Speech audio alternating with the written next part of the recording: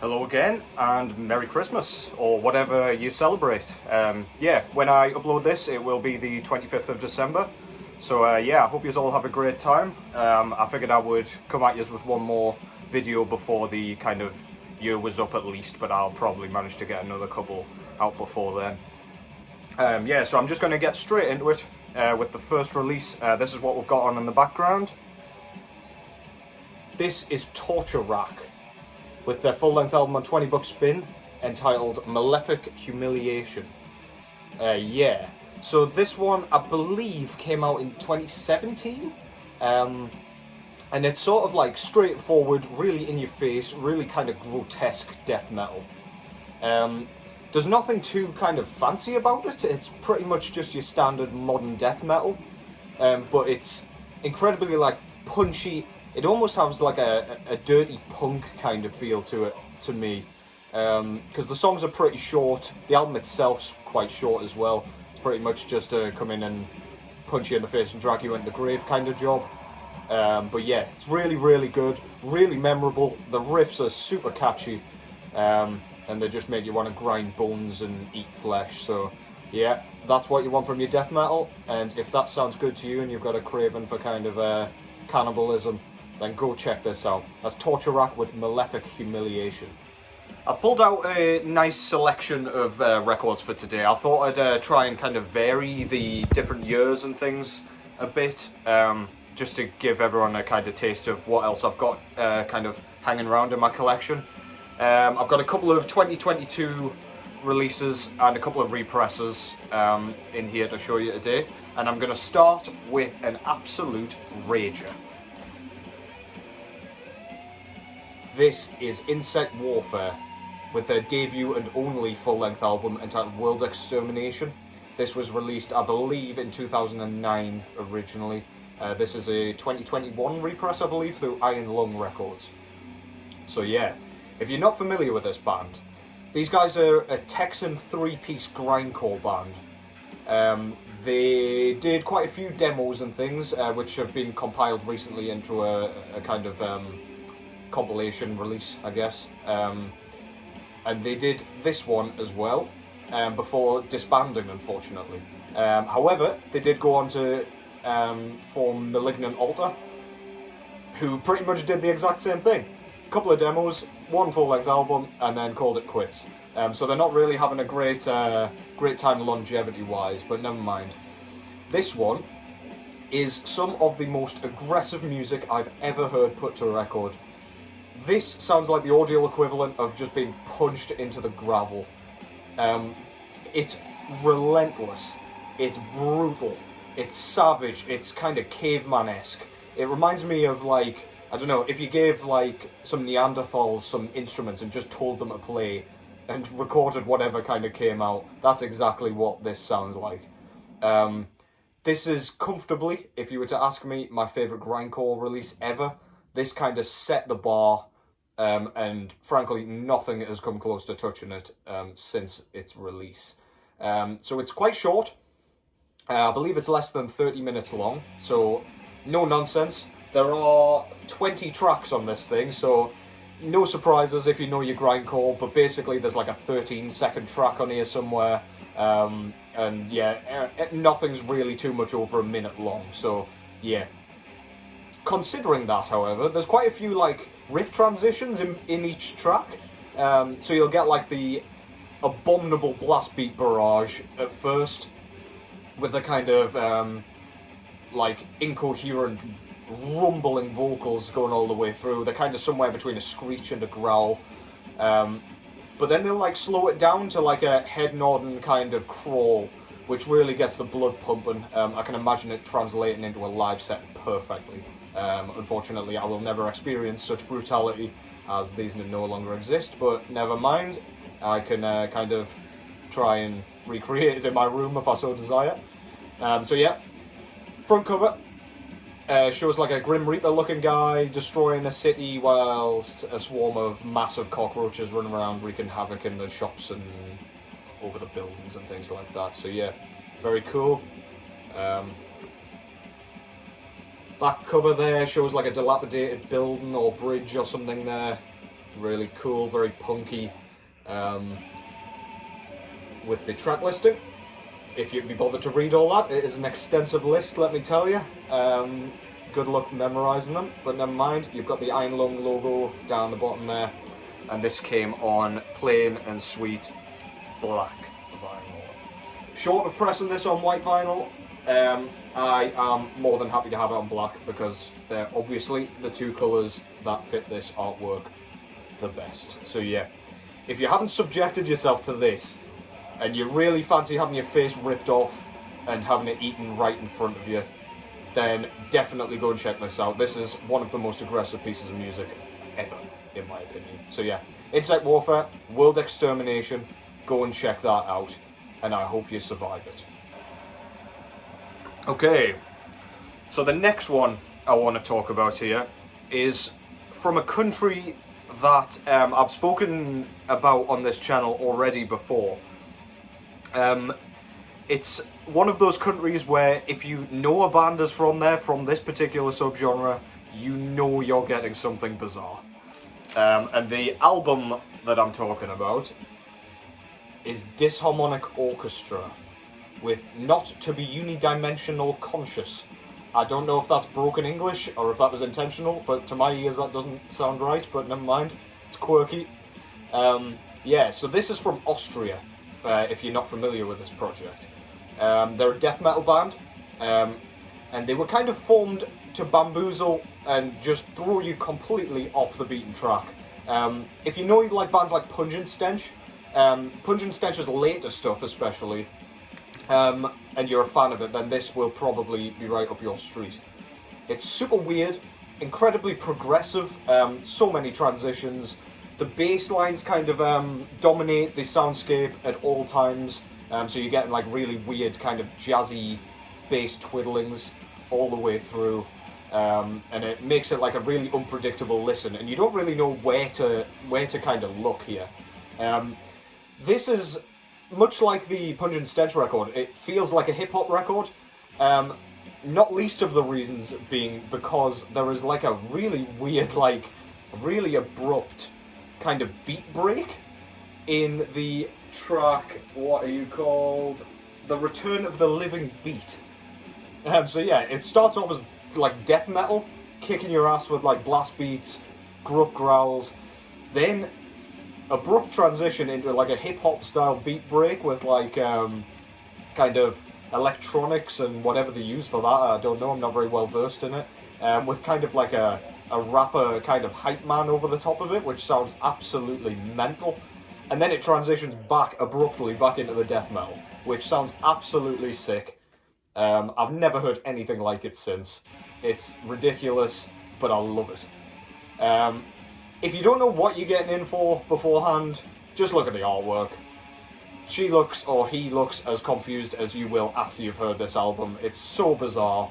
But it's so well done. The musicianship and everything is quality, and pretty unrivaled, really. It's awesome. So yeah, front cover, as I say, pretty weird, very digitally rendered looking. Kind of reminds me of some like PC kind of block game or something. But yeah, anyway, weird stuff. But I really like it. Doesn't look like a death metal album cover. But just wait. Speaking of not looking like death metal covers, we've got the guys in the band with their teddies, obviously. You've got like a nice deceased hat down here, which I appreciate, little Easter egg there. But that is super cool. Not taking themselves too seriously, yet these dudes are absolute beasts when it comes to their musicianship. So yeah, don't let that fool you. You've got your track listing up top there. Yeah, this was put out through Rough Trade in Metalville, apparently. So yeah, great stuff. And this one was put out on a really, really nice kind of mint green, kind of turquoise colour, which looks absolutely stunning with that artwork. I've not got a record like that in my collection, so yeah, definitely worth picking up. The pressing's beautiful, it sounds great, and the album itself, I've been waiting for a repress of this for years, and this hasn't disappointed. Quality stuff from a quality band. If you like things weird in your death metal, go give it a listen. Disharmonic Orchestra with Not to Be Unidimensional Conscious. Check it out. Next up, we've got the first of two 2022 releases I've got to show here. This time from a band that I really didn't think was going to release anything this year. They released a couple of singles off this album at the beginning of the year, maybe the back end of last year, and I didn't really expect to see it see the light of day with what's kind of going on in their country at the moment. They're a bit war-torn, and by a bit war-torn I mean very war-torn. So yeah, incredible that they've managed to record and release this so soon. But yeah, the band that I'm talking about is of course Drudkh. I hope you like the R roll there, that's my attempt at Slavic pronunciation. This is their 2022 full-length album, All Belong to the Night. This was released through Season of Mist. So yeah, if you're not familiar with this band, these are kind of generally considered a nature-worshipping, kind of patriotic, atmospheric black metal band. They rely heavily on sort of like repetition and like the beauty of their riffs just to kind of hypnotise you, or at least that's the impression that I get from them. But this one, I feel like they've taken a bit of a sinister turn, to be honest. As I say, typically their lyrical themes don't revolve around like Satan and vampires and stuff, as kind of your stereotypical black metal does. But this one just feels a bit darker and a bit less kind of beautiful. If their early stuff sounds hopeful, this sounds like it is full of hopelessness, basically. So yeah, it's a bit more progressive than their normal stuff. They still rely heavily on their like repetition, which was to be expected because they haven't kind of moved away from that sound since their spawning in 2004. But yeah, they've stayed true to their sound, but they've added a bit of progressiveness. So in their final track, Till We Become the Haze, there's kind of like a progressive outro where they're kind of dotting between riff ideas and things like that, and it's really cool. I've not seen this band do that kind of thing before. It's pretty amazing, to be honest. Yeah, so as all of their kind of lyrics are in Ukrainian or Slavic or whatever you would call the kind of language that they're writing in or speaking in there, I don't really know what the album's about. But based on the album cover, it looks pretty creepy. Yeah, just really cool. This kind of style of artwork, like the kind of cartoonish paintings, and it's kind of like sketched. It looks kind of almost scribble drawn. Really sets the tone for the album, especially when it's like themed around something quite dark, or what I assume is quite dark. So yeah, we've got a man or woman holding a candle on a tray here, and up there, if you can see, there's like a sinister looking dude creeping about in the darkness through the window. Actually, I suppose that's the dude that's holding the candle, innit? I've just realised. Yeah, so the person holding the candle is the sinister looking dude creeping about in the shadows. Yeah, really cool though, really nice artwork. Back cover there, we've got the candle kind of melted down to the base, and we've got some like leafless trees through there. Leafless almost definitely isn't a word, but we're going with it. We've got the track listing in Ukrainian as well as English, which is a really nice touch.